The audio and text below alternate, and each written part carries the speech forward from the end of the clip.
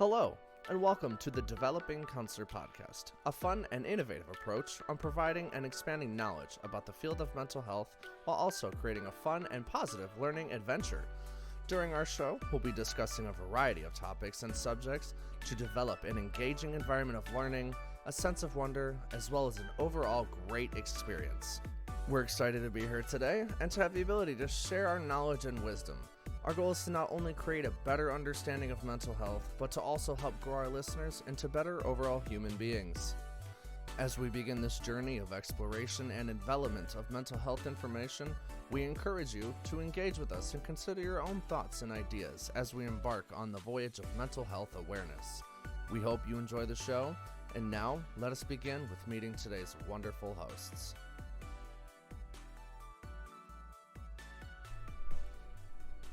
Hello everybody, and welcome to episode 1 of The Developing Counselor, our pilot episode. I'm your host, Rizzy. Hi, I'm Alyssa. Hi, I'm Bryce. Hi, I'm Jessie. And today we're going to start off our episode the same way that I often start off my sessions with my clients, which is, what's one good thing that has happened to you in the past week or two? Who would like to start? I can start. I feel like a lot of things have happened this week.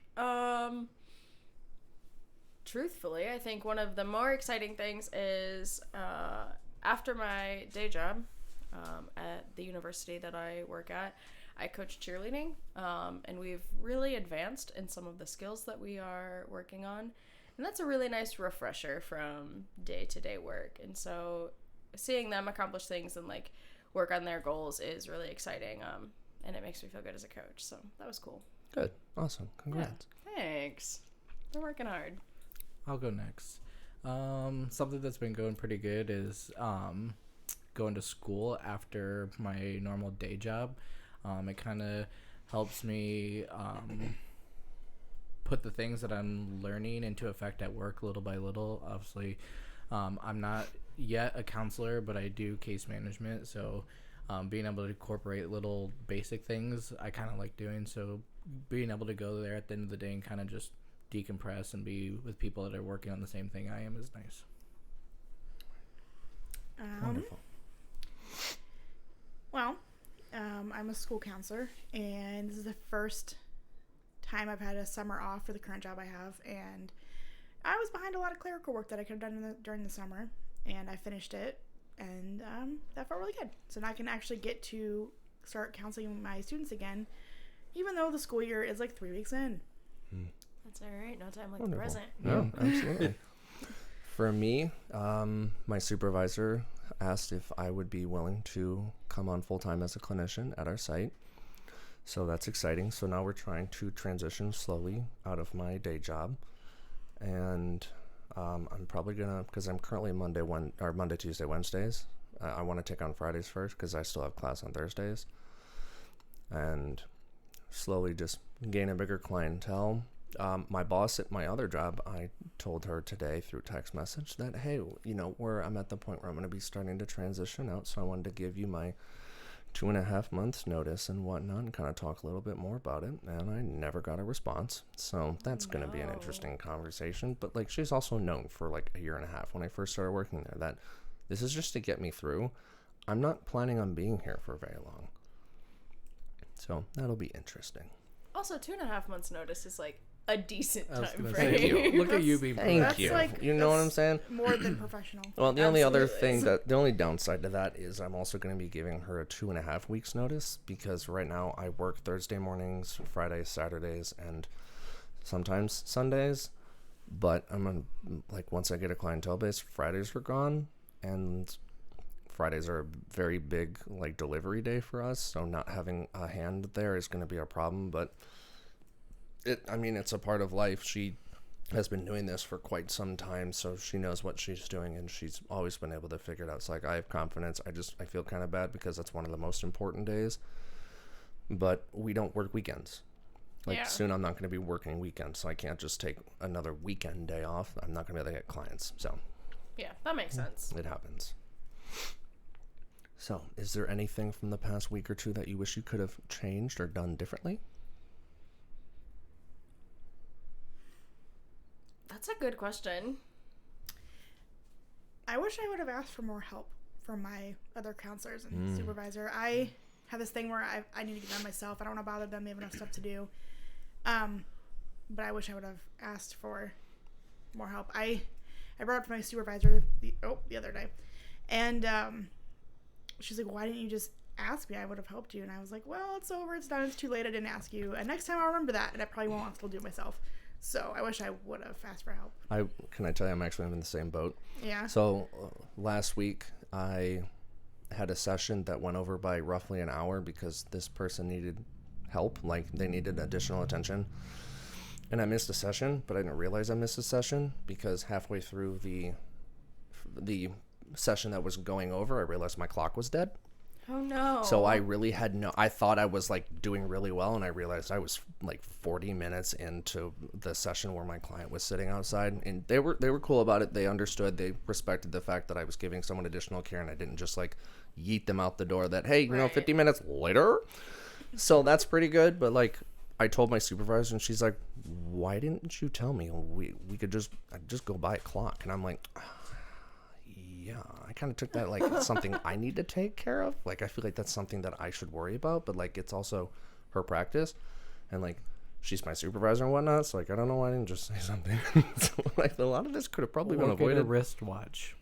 That's I don't feel like that's also an option. Yeah, but like I started throwing it out there. I started doing a timer on my phone, but I felt like I feel like that'd be more disrespectful. Like if I'm in a counseling session and my counselor just keeps looking at their watch, that to me signals like, all right, are we almost done? Like I'm kind of getting tired of it. Whereas like an alarm, I can set the phone down, don't have to worry about it, don't have to look, just wait for it to go off. Or if I just have a clock casually off to the side, I can just kind of glance. I don't know. I just feel like it shows a little bit more respect. I think if I was a client though, and my counselor had an alarm that went off, like that would make me feel uncomfortable.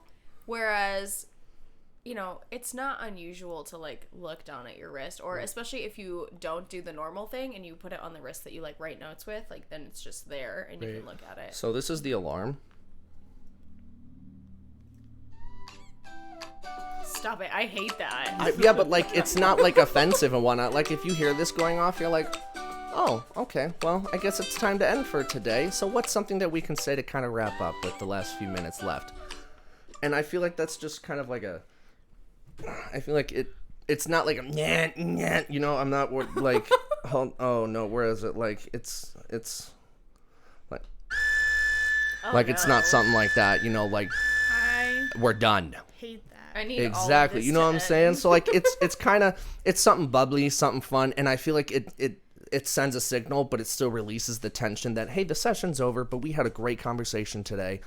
So let's, you know, we're going to have to wrap up for today, but, you know, let's kind of summarize what we talked about. We'll go ahead and schedule for the next session, and, you know, kind of hope you have a great rest of your week and be safe driving home. I have something to add. Yeah. So I did that once. Well, okay, let me backtrack. I don't think it's so much the sound that's like the annoying part. It's like the anticipation of when is that going to go off. Right. I do have a client who she is extremely bipolar, and she expresses pressured speech. So she has bipolar. Sorry, she has bipolar. And I was told by my supervisor to try like a timer with her, which ended up being a lot worse for her mentally than helpful. So we kind of just scratched that all together. So, side note.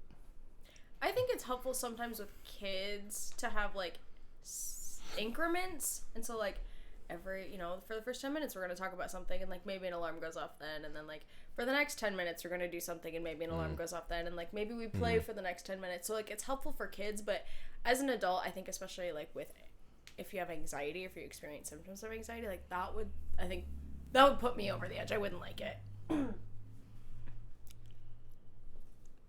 Sweet. Other thoughts of things, Jesse? Anything you'd want to change? Oh, okay. No. All right. Cool beans. All right. So I kind of want to transition a little bit into some psychology news. I feel like this is something very important that a lot of listeners tuning in will want to kind of be informed about, some of which might be a little more well-known and like published more broadly in terms of like social media, but there's also some interesting stuff that I've been finding on like Psychology Today that I think is really interesting. So for the first part of today's news segment, I want to bring up the 988 suicide hotline. It was originally a full-on phone number, 1-800-273-8255, but since mental health continues to become a bigger issue in our society throughout our nation, they decided to give it a 3-digit number, the same as 911 for emergency, 611 if you're on the tollway and you need a tow or something, and I don't remember what poison control is. It's on my fridge. 96684. It's on my fridge. It's a magnet. So 988 has been designated as the new 3-digit dialing code that will route callers to a national suicide prevention lifeline, now known as the 988 Suicide and Crisis Lifeline, and is now active across the United States. This lifeline network, over 200 crisis centers, has been put into operation and has been working since 2005. When people call, text, or chat 988, they will be connected to a trained counselor that are a part of the existing Lifeline network. These trained counselors will listen, understand how their problems are affecting them, provide support, and connect them to resources if deemed necessary. So I think that's really important, especially for our clients, especially when they're out in the real world, because some people have more difficult situations that they have to deal on a daily basis compared to others, and being able to have these numbers in their back pocket, as simple as a 3-digit code, is a lot easier. Because the moment I saw this I actually saw it on Facebook, the moment I saw 988, it hasn't left my brain. But like 1-800-273-8255, no, you ain't gonna remember that. Yeah, I never have. I always have to look it up. The only phone number that I've ever remembered that isn't a personal phone number is 8675309, because it's like a song. And I don't think it's a really good idea to turn the suicide like crisis hotline number into a song. I mean, maybe it'd help with people, but I just think it's a lot easier, so I think it's better. I think, didn't Logic make a song with the number as the title of the song? I think he is did. That the same? Yeah. Is it the same number? I think so. I'm not a huge Logic fan. Like, I wouldn't be able to be like, oh yeah, totally. But no, I think that is correct. Yeah, I remember that. It was a good song. I liked it. I think it was pretty popular. It was good. You watch the music video. If you watch the music video, it hits you a lot deeper than just listening to the song. Because when you put like imagery to it, I mean, like I like it. I really like it. I think you'd like it. We'll see. Recommended. We will check back. For those listening, the website for the 988 hotline will be posted in the comment section or wherever you're streaming this from, just in case you want more information. They have, a website with a whole bunch of different stuff. So go ahead, feel free to take a look on your own accord. Nope, lost my mouse. There we go. I actually did not know that, so it's a good piece of information for me, because I didn't know that. Yeah, 988. That's it. There was a lot going around after it came out that was kind of negative, and I was really confused because I personally thought that they just like shortened and condensed the number. It was like the same people, the same availability as what it always had been. And then I was reading a lot of things where people were like, don't call this number, and I was very confused. And so I've heard like both sides of it, where it's like, if you call this number, like they will wire the police to you directly. And like I saw all of social media. We all know how inaccurate social media can be at times. But I do really just kind of think that it's important to clarify that like this is a resource. Mm-hmm. This is not something to be afraid of. Like this is a real resource. It's been used for years. And if you are genuinely feeling that you need something like a crisis counselor at that moment in time, like call. I think that that's like super important. Yeah, I don't know if it's the type of like phone number where like if you're like in like the final stages of it, they might send emergency services, and I'm wondering if that's where maybe people online are getting confused, because like if you call and you're like, I'm about to commit suicide, yeah, like we're gonna send services. They would send somebody on the other longer number too. Right. Absolutely. So like that's the thing. But like, have to. Right. But like if you call and you're just like, I've really had a rough day and I kind of need someone to talk me off the ledge a little bit. I feel really overwhelmed and I've had some dark thoughts. I'm about to commit suicide. I've had some Complete. dark thoughts. Two very different type of scenarios and situations, because at the end of the day, we also need to remember and keep in mind that as of right now, with today's society and like the climate of emergency services, I know that they are a little bit shorter hand, especially with tight budgeting and whatnot. So if like every single person is calling 988, like services are going to be dispersed so much so quickly Right. that there's kind of, they need to find a balance. And I think that's probably where the counselors that pick up probably come into play. I don't 100% know. I haven't called. I kind of want to call to ask information, but I also don't feel like that's the right way to go about finding out information, because Right. if I call, that's me taking up a line when somebody else that needs the service could do it. So again, if you do have these types of questions, I'm sure they probably have further answers on the website. I just thought that the main information was good to know. Yeah, absolutely. So, all right. And for the second news story of the day, AI researchers decode speech from thoughts without brain surgery. This is going to be a little bit of a longer one. I thought it was interesting. It's a little bit hard to understand at first, but the origins come from Psychology Today in terms of the publication. The study itself came from Meta AI, which is a subsidiary or like a division out of Meta, which, as many people know, run Facebook. So the study was designed to show how artificial intelligence deep learning can decode speech from non-invasive recordings of brain activity. A step forward in providing an alternative to solutions that require invasive open brain surgery to implant brain-computer interface devices. So whatever science-y stuff they did was devised to where we don't have to go into the brain to get information. They're able to kind of find information outside of it.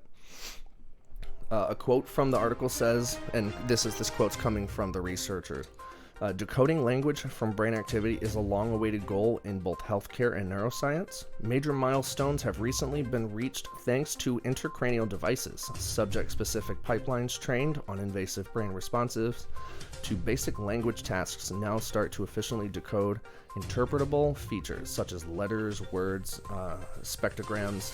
However, scaling this approach to natural speech and non-invasive brain recordings remains a major challenge. So they're also accepting the fact that this is like breaking into this field, but it's not perfected. The study gathered data from 169 healthy participants who were passively listening to audiobooks and sentences in their native languages of either English or Dutch. Brain activity was recorded non-invasively with either magnetoencephalography as well as electroencephalography. The data was then used as an input into the AI model to research for patterns in the high-dimensional data. The goal is for the AI to predict what the study participants were listening to from the non-invasive brain scans of their neural activity. End results. The researchers found that the algorithm performed better with the MEG data sets compared to the EEG. For the MEG, the model predicted a top 10 accuracy of up to 72.5% from only 3 seconds of brain activity out of over 1,590 segments. So it's a little bit hard to understand at first, but pretty much what it's saying is that by studying the brain activity and by reading like a form of wavelengths, it was able to predict precisely a lot of important information about natural language without having to literally do surgical procedures and implanting like microchips into the brain to gather information. So, hang on. Why is this important? That might be a silly question, but like I So- don't understand why they're doing this. So this focuses a lot more for people that have struggles with like speech impediments and Okay. are unable to verbalize a lot of information. Sometimes it can be just from, disability. Sometimes it can be from accidents and whatnot. So it's pretty much a way to advance being able to, if I'm reading this correctly, it's a little bit difficult to understand, but it's just to for people to understand language and be able to kind of, it's learning about just speech without digging into the skull. Okay. I'm sure there's probably a lot more in depth and whatnot. Right. I just thought in terms of psychology, in terms of our speech, I thought it was cool that in terms of the neuroscience department, we're finding technology that's going to be able to start helping out people that are struggling with disabilities. And as this technology continues to advance, they'll be able to start not only expanding on it, but commercializing it to where, you know, people that do struggle with speech and communication are going to be able to start reaching out to other community resources that they otherwise can't reach out to. Plus, I thought it was interesting that it came from Meta. That was also very... that's one of the other reasons why I picked it up. Like, you expect researchers from, like, what is it, NIH? Or, like, Ohio State. A lot of those universities that are doing it. But, like, Facebook? Which also makes me wonder how realistic this is. Like, not that I don't think that it's possible or that it's, like, inaccurate information, but also it just seems very utopian to me. See, and that's what scares me is Meta and Google, both very similar in time, both try to create an AI, like in just its own entity that could learn. And they cut it off from the internet because they wanted to keep it cut off from the World Wide Web. And within very short periods of time, it became smarter and faster than any human and actually started, like, taking control and started doing some very sketchy things that, like, humans should be worried about type of deal. So I feel like if Facebook can create an AI that's running on a computer and just, like, going wild, I don't see why they can't take the technology because, like, let's be real, a lot of these companies like Microsoft and all them, I'm sure they have a lot of technology that's more of a concept, but they're utilizing it to find research and whatnot. I mean, let's take a look at, like, South Korea. Their nuclear fusion reactor just went 110 million degrees Celsius for 30 seconds straight. That's way hotter than the sun. The fact that we can create something that's a boatload times hotter than the sun and it's only a couple thousand miles away compared to the sun, it wouldn't surprise me. I would like to do more research on this because I agree. it seems like very sci-fi, and for those who clientele or other people, that may cause us stress because it's causing me a little bit of stress. Right. And I'm not going to lie, you lost me a little bit. That's okay. Just to clarify, though, the researchers did point out that, like, when participating in these types of studies, the people that are participating need to be aware of the results that are being made, what's being researched and whatnot. There needs to be disclosure forms that are signed and, you know, consent and whatnot. So I just wanted to point it out there. It's a very early development, and yes, it is a little bit difficult to understand. A link will also be put in the description, so if anybody else wants to read into a little bit more, maybe you understand a little bit more, you could perhaps provide a little bit of clarification, or, you know, maybe shoot me down if I totally read this entirely wrong. I am open to learning because that's the point of this podcast in the first place, is to learn and grow. I just thought it was really interesting because I know just recently we've only been starting to really advance in technology to, like, where people that are entirely deaf now have colloquial implants where they can hear. I had a dude pull up to my store and was, like, trying to find a restaurant in Tiffin, and I'm like, okay, well, you need to hop on your phone. I typed in, like, his Google Maps, and he's like, all right, it's in my hearing aid. I'm good. And I'm like, what? He's like, yeah, my hearing aid is Bluetooth. And I'm like, Yeah, they connect to people's phones. I didn't know also that. learned this recently. Another individual who works at our university has something similar to that. And it's really cool. So, like, their text messages will go, like, straight to their hearing aid, which is really awesome. That's badass. I had no idea. Which, I mean, I'm not in the field of hearing aids. I'm not really researching into it, but, like, I didn't know they were advancing that much. Like, their battery lifespans are forever.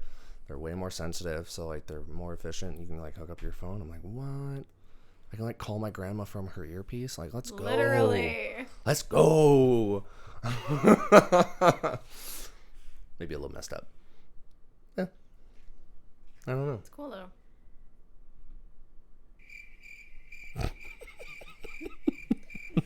You really did lose me on this news feed. But it is interesting. But people that are, like, very interested in psychology and research, pat on the back, you're all a different breed, because I can't.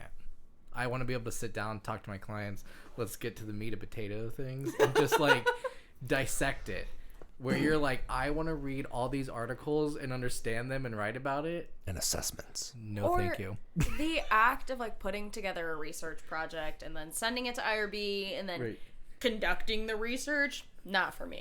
Right. Oh, and That's then peer not- reviewing it, and then like re-reviewing it, and like if you're any human that uses SPSS, congratulations, say. you have beat me on many levels.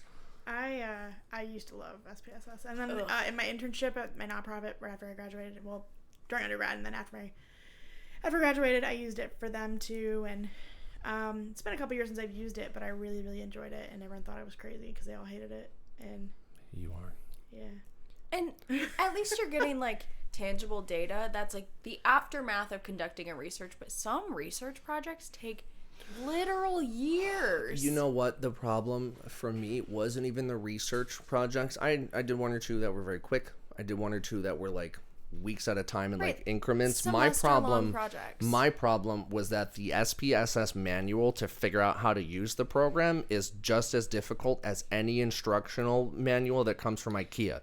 You have no idea what it's Yeah. even saying or where Well, to go or one- how to start, and you're like, how do I enter in these numbers? And then all of a sudden there's like shapes on your screen. You're But- like, yeah. what's happening? But once you have it, it's like a light bulb, Yeah. and then it's hard to explain to anyone else, but you have it. Okay, I well, never you got know. that. Quick Yeah. shout out to the individual in undergrad who did all of my SPSS for me. Will not shout out their name, but like you know who you are. Fair. I We didn't have use- that luxury. I just leaned on my professor and I'm like, God, please help. I'm No, the I had last good person friends. here. We had this room scheduled for an hour. I am now 10 minutes past that hour and I'm still sitting here and I'm still stuck at square zero.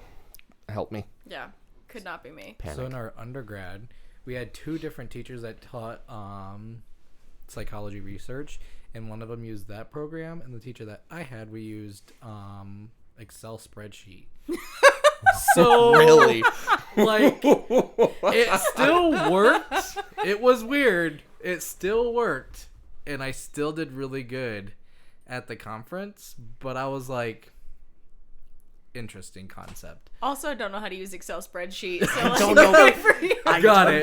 know. I know how to sum We're things lacking up. as a society on psychology databases. Got it. I'm all Yeah. about databases and spreadsheets. I have so many spreadsheets for my job, and we also have like Tableau, which is like a data thing, and Evolve Reports, which is our school systems database, and you can run so many different reports, and it is amazing. You know how many reports I run a day? So many. The extent of my spreadsheet knowledge is like I can take things that I put into a spreadsheet and make them into a bar graph, and that's it. I usually do that in Word. So you take stuff from the fancy Tableau and you put it in Word. Yeah, exactly. You know, to be honest, it's gotten so bad that there's been a couple points where I even forgot how to do Word. Like over time, as like it's been yeah. updated, I had to like resort to PowerPoint. That's hilarious. I had to make PowerPoint graphs and then save the image and then re-upload it onto a different one. And so you can't change it. But I'm like, yep. Struggle. Since we're on a side note, people that use Google Slides or Google Word, whatever it is, you're different. But we still love you. I love live in my Google Google Drive. Slides and Google Word. I'm surrounded by different, and I'm the only. So, like, Word okay, user. so- got I it. hate it, but I embraced it with my job. Like if I'm doing like anything that I'm on the go, I'll usually just resort straight to Google. But like if I'm doing any like schoolwork and whatnot, I'll start with Word, I'll finish it, and then I'll upload it and then convert it over, which is kind of unnecessary at that point when just pick one or the other. Well, Right. I liked Word because people always say, like, don't use the thing that does your reference page for you, but I had that thing down packed, and What? yeah, you can like fill it in as you go, and you can like click and you can put reference and click which one it is, and it'll put it in for you. Yeah. I'm sorry, And what? That's yeah, a hidden gem on yeah. Word. Excuse And then- me? and then at It's the because end, you've been yeah. using Google that you don't know about it. I use more I'm- than I didn't even Yeah. know. So And shook. people say don't use it because they want you to actually learn how to do it, and I'm like, no, this doesn't like this saves so much time. No, we're Oh my smarter, not gosh. harder. It's like the same thing Yeah. with calculators. You gotta do your math test without a calculator, so you know that you Yeah. know it. Well, Yeah. everybody's got a calculator on the phone. Yep. Literally, no. nobody does math tests without calculators. I'm sorry. I had to when I was in school. I work in a university. Like, they all use calculators. Exactly. So why did they make the youngsters not use calculators? Because if you can't do 2 times 10 in your head, like, that's a problem. I think we're kind of comparing apples to oranges. Like, they're both fruits, but like at a younger age, you like if we just like here's a calculator, they're learning anything about quick mental math. Correct. But don't. And then you ask can't me work about in my mental retail. I'm so bad with change. Like when I get when I have final numbers and like, all right, here's your change. They're like, I've got a 5. I'm like, and then like, Rizzy.exe has stopped working blue screen. Yeah. Everything shuts down. You lost us again. You know when your computer fails and Like it goes blue 404? screen? Yeah, it's like a 404 error. Oh, okay. Well, 404 I get, but I don't know what EXE is. I forgot. It's the little dinosaur that runs across Google and you No, just hit that's Oh, not it. You play the game on Google? I do that all the time. That's not it. Wow. All right, we should probably bring it back in. We from should this bring it tangent. back. Yeah. I enjoyed the conversation. That I think was, it's that pretty was fun banter. Just You know feel- what? A point for every single one of you. Well, side note, just feel great that you could have used the reference on Word the last how many years and you didn't. Jess, Right. you lost your point. Okay, that's fine. So what I'm hearing in the next couple episodes is Jesse's gonna verbally tell us how to do that. Absolutely. I haven't done it in like 3 years. Got it. Tyler could probably tell you that. I taught him how to do it. So, Alyssa, what was the main topic, or at least one of the topics that you had for today? Yeah, so let me pull Sorry. it up What the here. heck I was did that? not like My that. lips are dry. I'm sorry. Go get some chapstick. Okay, so I'm gonna go grab a Pepsi. You keep going. I'm Okay. right around the corner. bringing it back in, kind of to, actually not kind of, like definitely to a more serious topic. I will maybe put out a little trigger warning. Like this, I guess this topic could be partially triggering to people, because it does talk about suicide and mental health, which is probably something that's going to be happening a lot on this podcast. But anyways, so Okay. I mean, it's a mental health related podcast. Like, we'll probably talk about triggering subjects a lot. I'm just Sorry. going to give an overall trigger warning. Sorry. Not sponsored. But no, so I am an Instagram person, and recently on Instagram is a post going around about Dr. and I am going to apologize in advance if I mispronounce her name, because I do want to represent her to the best of my ability, but Dr. Jing Mai. She was a resident, so a doctoral student in California, and recently died by suicide. And so this has kind of led to conversations about mental health, but especially mental health in like internship programs. And obviously because she was a doctor and she was a resident, it's talking about like the mental health in internship programs for med students. And I think that this is like really important. So one of the individuals that I follow is a medical student, and they gave me permission to use a quote that was from their Instagram post kind of about this topic. And they stated, "Why are residents working 90 plus hours a week, 12 days in a row, 28 straight hours, on average making $4.30 an hour? This isn't safe for the residents or the patients, and yet somehow we are still working young doctors to death."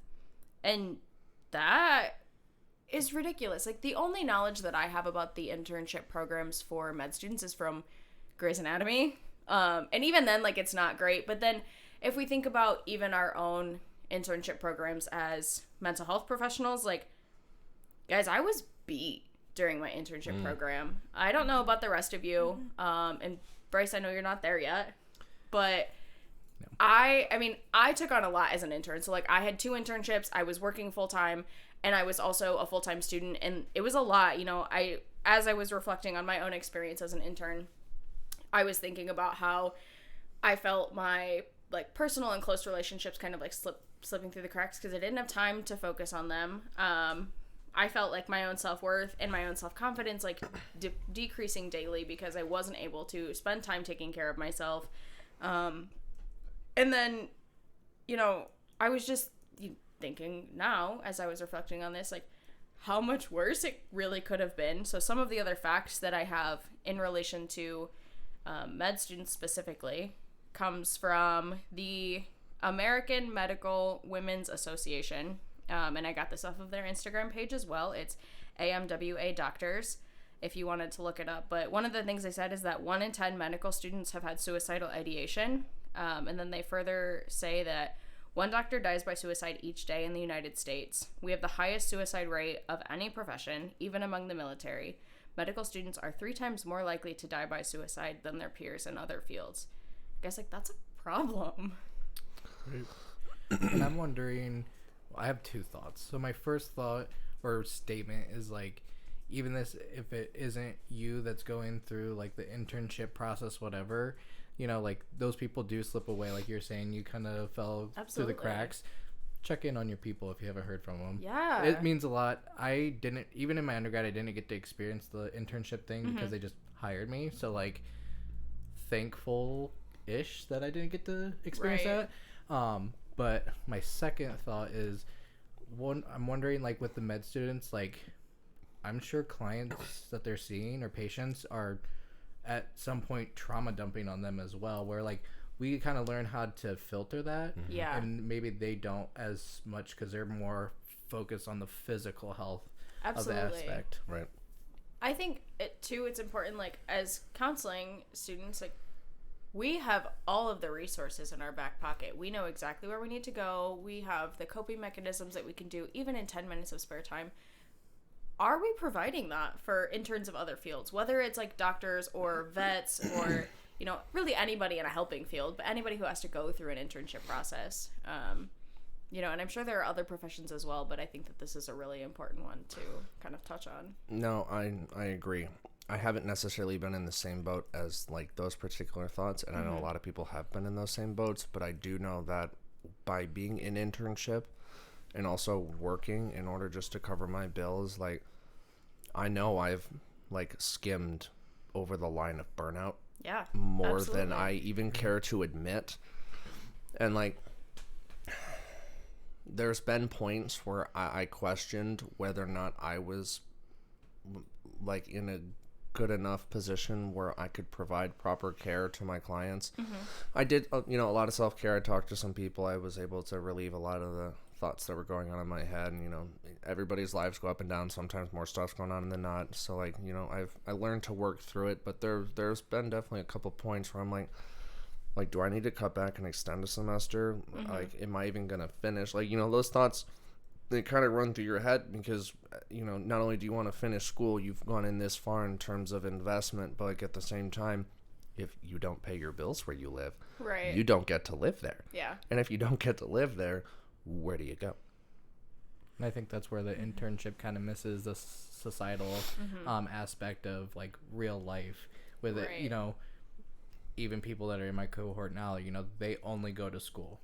And that, to me, is super awesome that they can experience, but also super crazy to me because I'm like, I've always worked 2 full-time jobs and went to schools, you know, and I'm like, holy smoke, they don't, like, get to experience that, and I'm almost kind of, like, jealous of them. I feel like Yes. I feel like it also depends on where you're doing your internship or whatever similarly related version of internship is depending on your field. Because, like, I know a lot of people that go to, like, community mental health, like, there's more strict schedules, especially if you're working in, like, incarceration populations and whatnot. Like, you have a lot more clientele, it's more fast paced, you have to have a certain amount of people, whereas, like, a private practice like mine, like, I have more flexibility. Absolutely. And yes, it's nice, but I also don't think it's fair. Because, like, just because I have a different opportunity doesn't mean other people should also have the same opportunity. Because just because you're working in incarceration doesn't mean you also don't have a significant other and kids, or you don't have to travel really far, or you don't have 3 or 4 different classes on top of your head, or whatever else is going on. Or you're an intern, and especially in, you know, places like community mental health, interns aren't usually getting paid, right? So, like, Rizzy, you know, we interned at the same place, and, like, we were fortunate enough to have that experience where we were able to have, like, paid internships. Partially paid, yeah. But, you know, not everybody gets that experience, and I have talked to other people who were in our cohort, in cohorts above us, who did community mental health internships, and they were just kind of like unpaid labor. It sounded like. I don't want to talk poorly about community mental health. I think it's a wonderful thing that we have, but I know that they were burnout. They had like 40 plus clients as an intern, which is bananas to me. And again, like, it is important. The work that they were doing is important. And the fact that they were able to have these internships and get that experience is so important. But it just, how do we fix it? So I think one of the things that they try to do and fix it, of course, is like different variations of grants. Mm-hmm. But even then, the grants oftentimes don't suffice for the entire length of the internship. Right. And like for our school in particular, being K-Crep, you have 2 semesters worth of internship. Mm-hmm. But that oftentimes doesn't cover it. Might get you, a lot closer to it, but right. It's still not and it's better than nothing. But the other problem you run into at that point, though, is like those grants come and go. Yeah, that's true. Which, yeah. Something I'm kind of, maybe this is just me talking out of lack of experience, but I'm thinking on the aspect, like kind of comparing community mental health to the med students. Mm-hmm. When you're in community mental health, you're usually working under somebody. You have a supervisor. Right. So I can be like, at the end of the day, if I'm like down and out and I'm feeling like complete crap, I can be like, hey, like, this is what was going on today. I need to talk through these couple sessions that I had with these clients. Right. Whereas maybe the med students don't have that. I don't know. I'm not super knowledgeable about that. I'm not sure either. And I would definitely be willing to reach out to this individual that I know and bring some further information on future. But... And if they don't, maybe implementing that, like, in the hospitals, whereas, like, maybe, bringing in, incorporating the community mental health, having a supervisor there to, at the end of the day, for their interns, just to have like a group session of these med students kind of decompress. I think that'd be a good, at least, start to trying to reduce the suicide rates between the med students. Yeah, I think it would definitely be a good start because, like you mentioned, they probably do, hear a lot and experience a lot too. Like, we see crisis in our offices, but we don't often see like the end of somebody's life in our offices. Right. And I can't even imagine what that would be like for med students. Fair. Yeah. Jesse, do you guys deal with like crisis like you would experience in community mental health at school? Yeah. I currently work at an online school, but when I did my internships, there were, I did an internship at kind of a lower socioeconomic status type, area. And there were a lot of mental health crises, such as, suicide risks and things like that. We actually had like 2 or 3 students take their lives that school year, and it's a small school district, small. Yeah. There's only like 2 buildings. It's small. And it was, when those things would happen, we would pull all the resources. We would get, counselors from all districts. We would get clinical counselors in. We would get, support in from all these different areas. But, as an intern, being in that kind of district was difficult. It's kind of you're thrown into like the lion's den sort of. But it does give you a look into what they're experiencing, and that's definitely different than the medical field and whatnot, but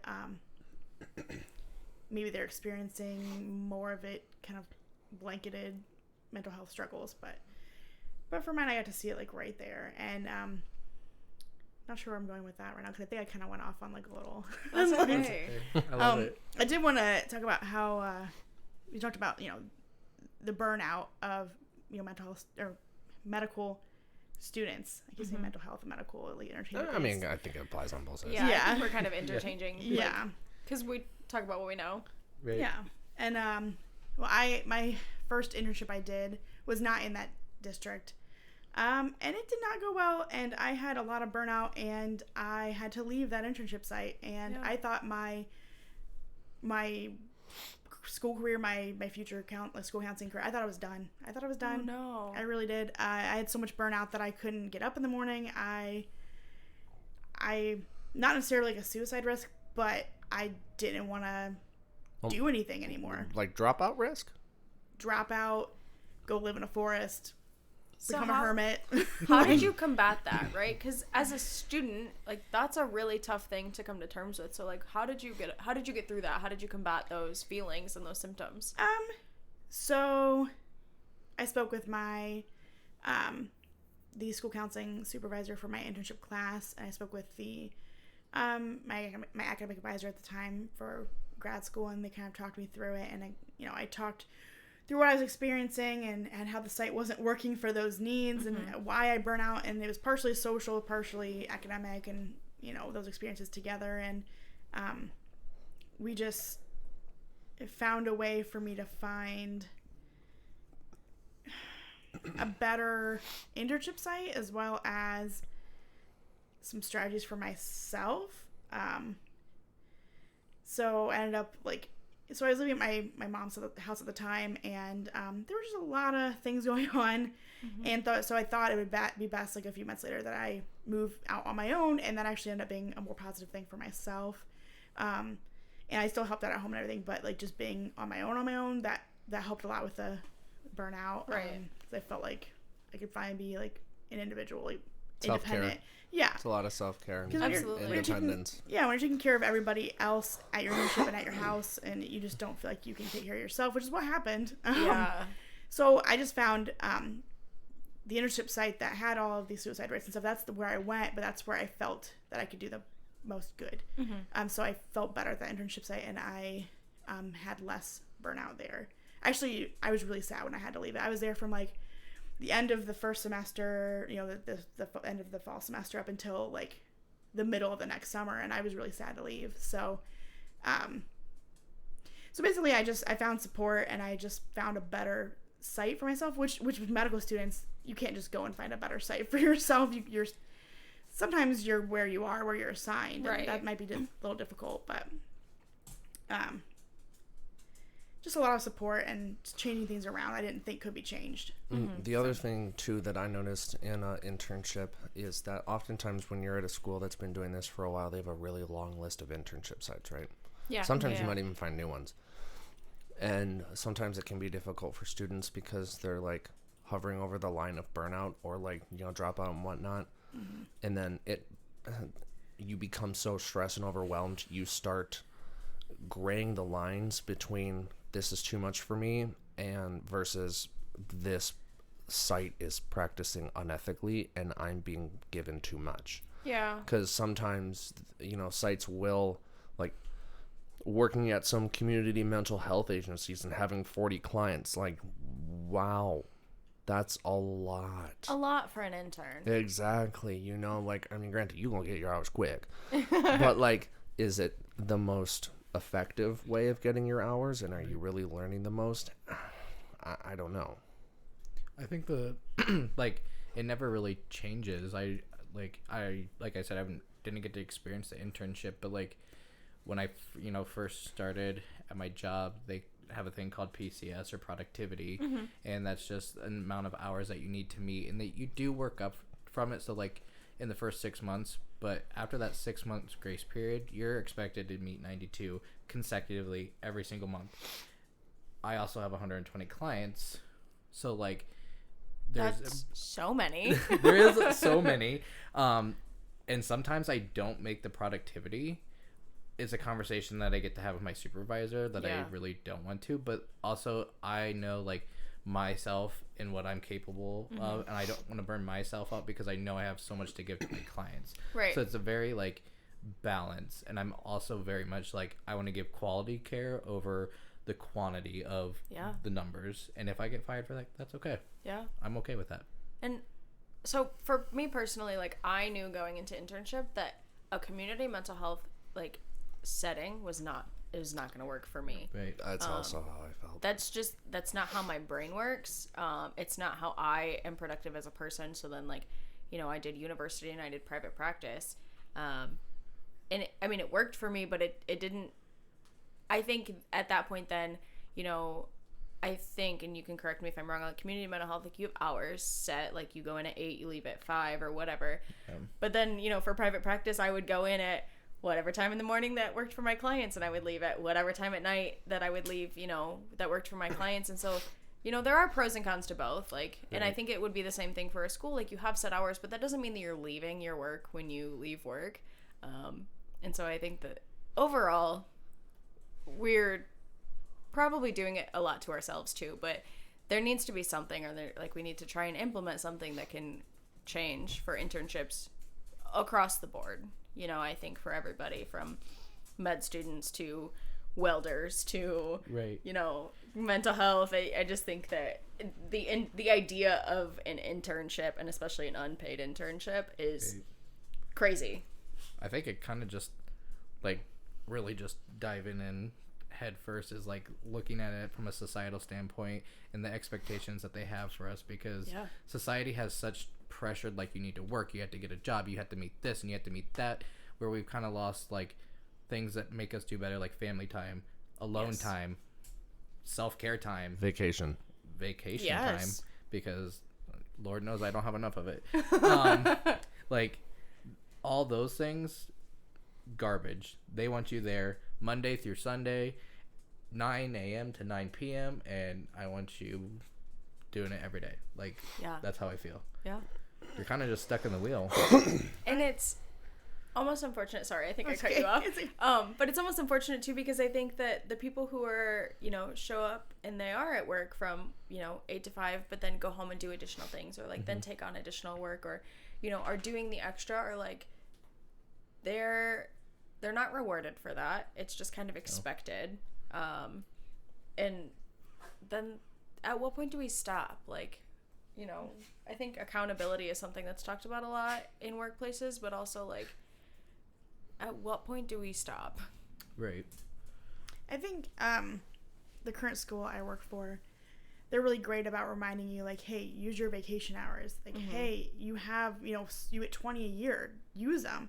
You know, unless you're saving up for, like, you know, maternity leave or something like that. Right. But use them, you know, and then they make a good point of, you know, when you're on vacation or you're using your sick time or using your personal time, they don't call you. They don't call you. They don't text you unless it's an emergency and it has to do with you specifically. Like, they don't bother you. They want you to use your time. They want you to use the time for yourself, not for and then, you know, I was not good at that when I first started. This is my 4th school year working with them, and I was not good at that. Like, I would do random extra things, like, oh, I forgot to do this, and I would spend like 2 hours on a Saturday doing it.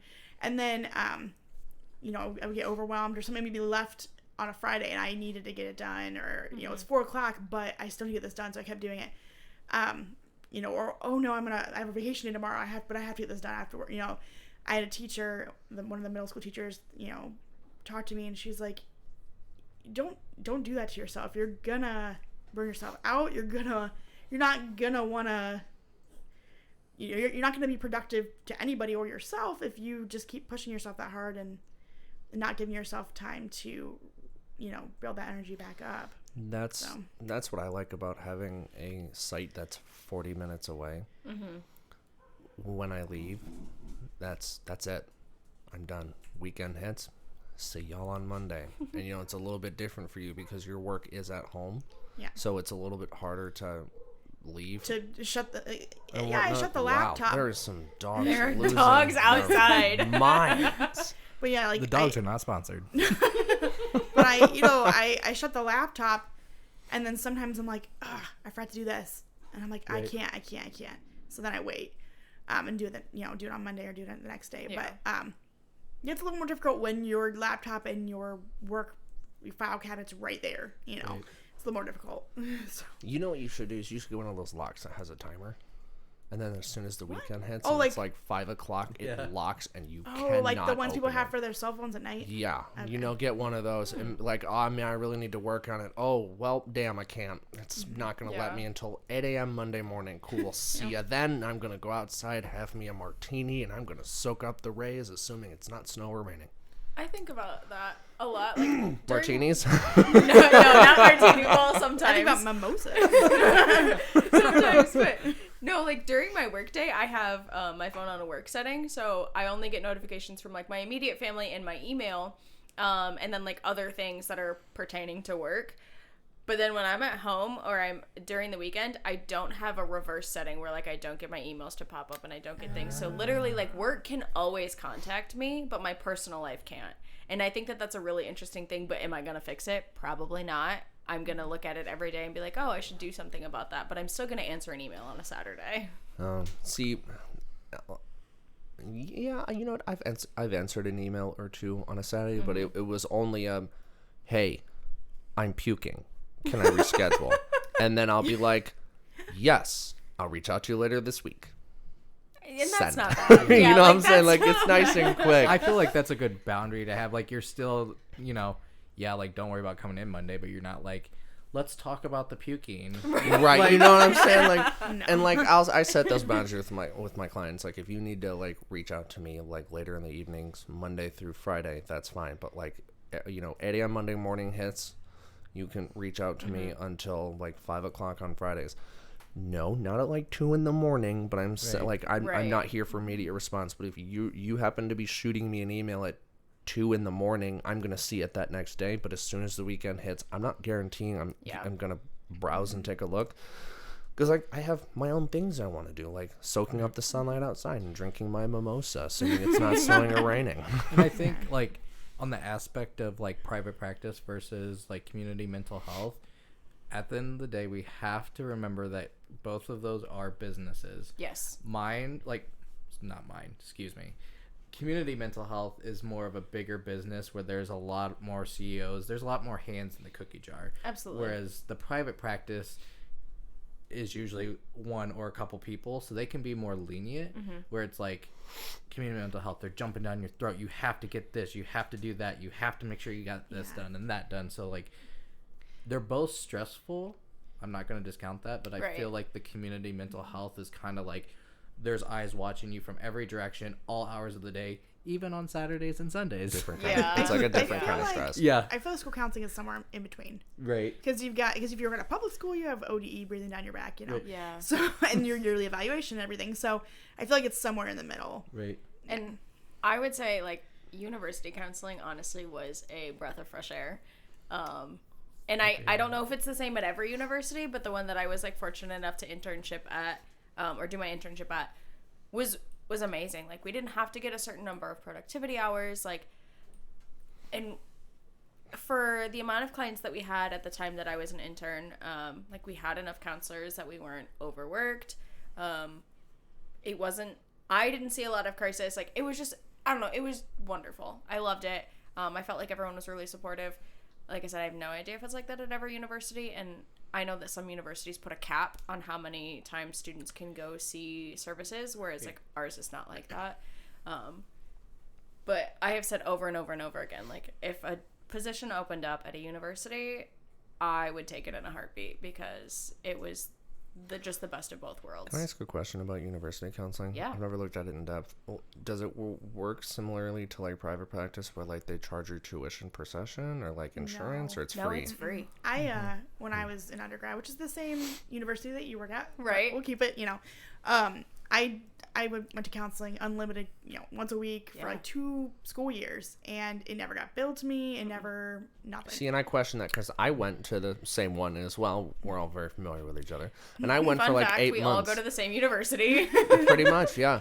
And I never saw anything. I never got any emails, and I was like, interesting. It's Because I'm used to included. I'm used to private practice, and like that's how that works over there. Is Yeah, you they bill. pay the counselors like a salary. Yeah, and so it's not like billed, you know, to your insurance. Right. And that's the one thing that I think is really great about the university that we work at, is that so my supervisor talked about it, and he said that, like, from the day one of your freshman year until the very last day of your senior year, you can come, like, you have availability. And it's an amazing resource, because especially as college students, like, that is such a big transformational time in your life. I mean, even as grad students, and it is available to our grad students as well, which is really cool. But there are just so many things happening. Like, you're learning your own independence, and you're trying to navigate relationships, and you're a lot of times failing at it. Especially because, like, you maybe have never lived away from your parents, and we have a lot of students who are from out of state, and so, like, that can be really difficult for them too. and we have a large athlete population, and so, you know, that's a different thing for people to navigate as well, because it's a lot of like the best athletes from high school coming into one place, and it's a competition amongst your team members, and I don't know, it's just... I struggled. I really struggled. When I first in college? when I first went to college, I mean, okay, I love my sport. Respect to all the people that love my sport.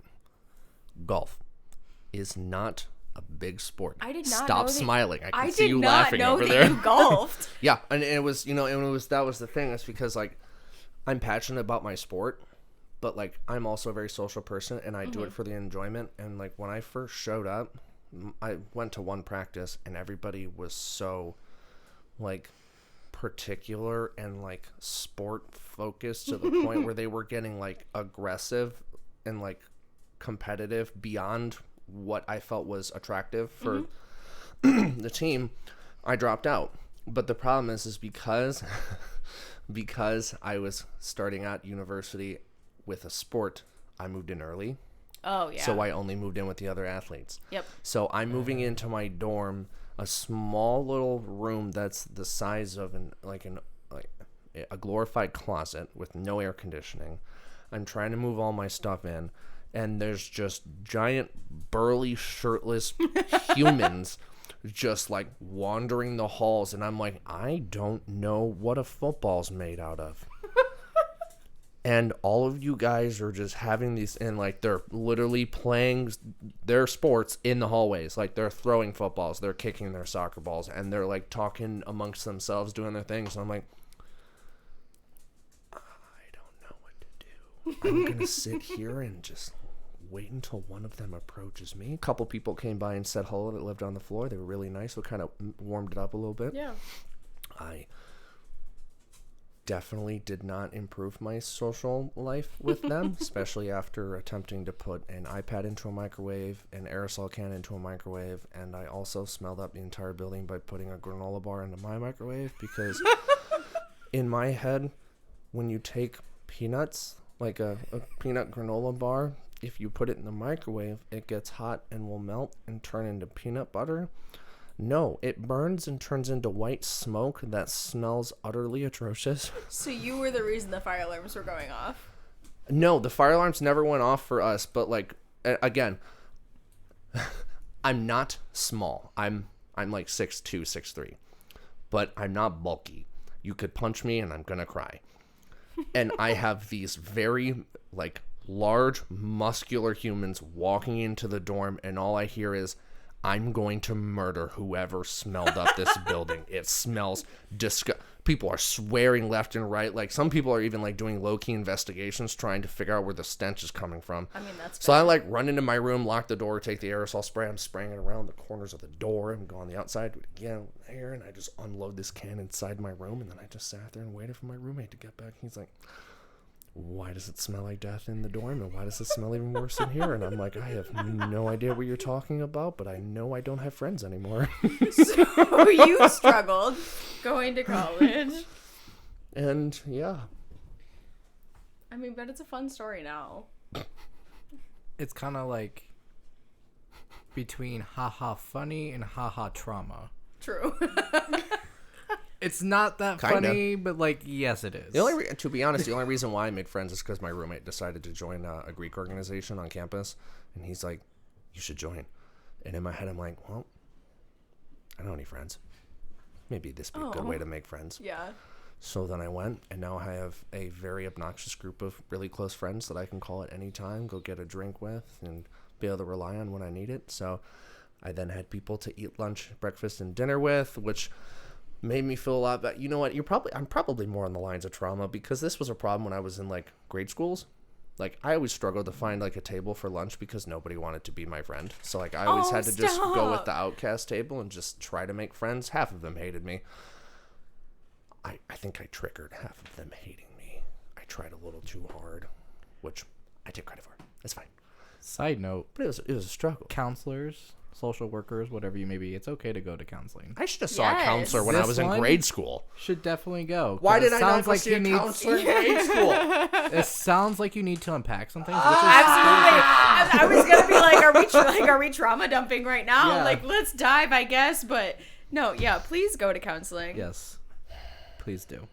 Was that to me? Yes. I saw a counselor. I feel great now. To all of the counselors out yeah, here who are honestly. listening. I'm not necessarily traumatized as much as I was then as I am now. I'm more of just disappointed that I didn't take more initiative to seek out counseling at that time and maybe take a little more initiative to learn how to talk with people instead of assuming that they would all just become friends with me. Yeah. Also, drop a comment, tweet, Yelp, or whatever we'll post Yelp? this on. I don't know. What are we, 1993? Sure. Talking about performance anxiety, because you like Yes. talked about the athletes school, and that kind of started like rolling in my head, and I've kind of been fixated on it as you guys Yeah. were talking. So maybe possible topic for next Yeah, couple no. of sessions or That's something. a really good idea. Okay. And super important. I mean, I'm a cheer coach, and I definitely have seen the shift in mentality of like practice to games. Mm-hmm. And they're like, I don't want to do that at a game. I'm like, but you just did it 110 times at practice. Like, what are you Right. talking about? So like, that's a really good topic. You know, performance anxiety, and yeah. Interesting. I don't know if I ever really dealt with that. Oh, I'm sorry. Hold on. You're right. That was a good idea. Thank you. Point one for Bryce. Bryce has 2 points. He's winning. And Alyssa made it funny. She also gets a point. Hey. Jesse, point for you for being a school counselor. Yes. Because also, okay, I have 2 thoughts. Again, my God, I need a notepad next time. I need my little counselor one. Does university counseling, do you have to have a school license for that? No. So actually, I dropped my school counseling endorsement partially through the program that I was doing, and everyone there has a clinical license. Okay. Yep. So everyone there Good is to know. either an LPC or an LPCC, except for my supervisor who is an LPCCS, obviously. Right. But yeah, no, it's honestly wonderful. Right. Interesting.